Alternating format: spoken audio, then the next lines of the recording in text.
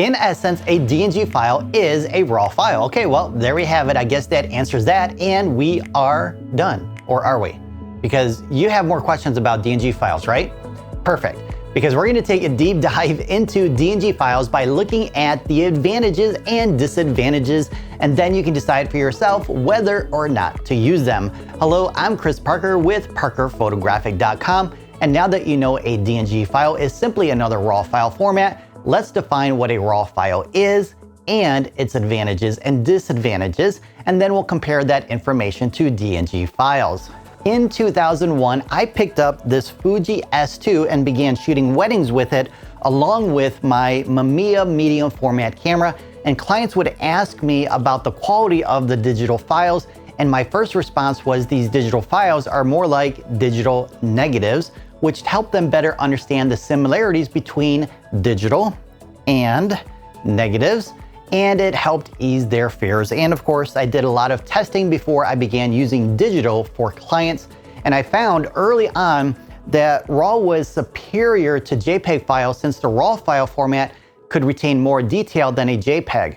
And RAW files are almost completely unprocessed, allowing us to edit the images based on our creative vision and recover detail that might be thrown out with a JPEG file, which is a story for another day. For now, let's take a look at the disadvantages of RAW files.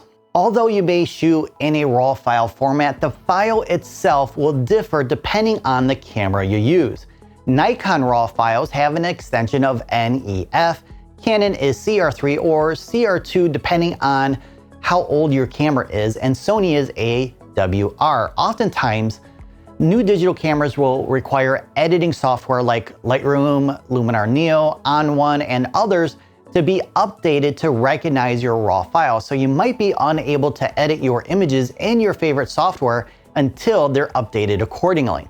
Another thing to consider is what if your RAW file becomes outdated and your favorite editing software decides to no longer support it. For example, Canon switched from CR2 to CR3. Now, as far as I know, the majority of editing software still supports CR2 files, but will they continue to do so 20 years from now? Nobody knows. All right, so another thing to consider with RAW files is data management, and that's because the pixels of your RAW file is not being physically altered when you edit the image. Instead, the edit settings you use are stored either in your editing software of choice, inside of a catalog like with Lightroom Classic, or a second file is created to store that data, which is known as an XMP or sidecar file. So storing this editing data in your catalog can be problematic if that catalog becomes corrupted, and if it does,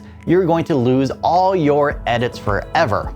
Or you can create those XMP files to store the data as a safeguard, but now you have twice as many files to manage. And I have a video tutorial explaining more of the advantages and disadvantages of XMP files for Lightroom Classic users, which you can find in the description below.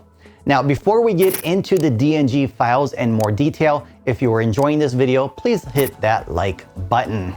All right, so the DNG file format was created by Adobe as a means to overcome some of the disadvantages of your camera's proprietary RAW format. However, DNG files have their own problems too. Let's first look at the benefits. So the size of a DNG file is around 20% less compared to your RAW files without a loss of quality, which is a huge benefit if you shoot a lot of photos. Plus, like the Lightroom Classic catalog, your edit settings and any other metadata you add, like ratings, labels, and more, are stored inside the DNG file. So you don't need to create those extra XMP files. So you can think of a DNG file like its own catalog. Now, personally, I don't use DNG files, and I'll explain why in a moment. However, I will use them if, let's say, I buy a new digital camera that was just released and my editing app doesn't support those RAW files yet. In that case, you can convert your RAW to DNG since top editing apps support DNG files as they are.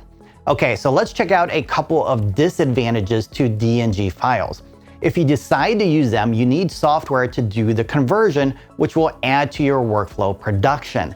In Lightroom Classic, you can have these created during import. However, it will take a little longer to do the conversion, but my test showed it took around 20% longer to make them, which isn't too much, depending on how many photos you have. Another option, or if you're not using Lightroom Classic, is the free DNG converter by Adobe, and you'll find a link to that app in the description below. As we discussed previously, will editing software continue supporting DNG files in the future? Again, we don't know. But if you use Adobe apps and they continue to support it, which is more likely than third-party apps, then you shouldn't have a problem with compatibility.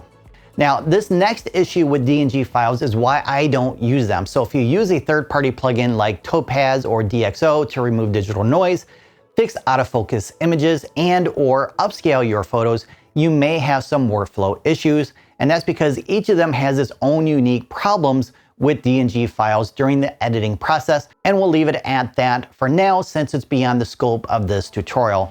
So I would recommend sticking with RAW files if you use those apps. Now, if you're still undecided on RAW or DNG, DNGs can give you the best of both worlds by storing your original RAW file inside. Now, keep in mind though, your file size will be roughly twice as large as a single RAW file, and then if needed in the future, you can extract that RAW file if needed. To use or not to use DNG or RAW files, that is the question only you can answer. Let me know in the comments what you've decided to do. And to continue elevating your Lightroom editing skills, check out this playlist next.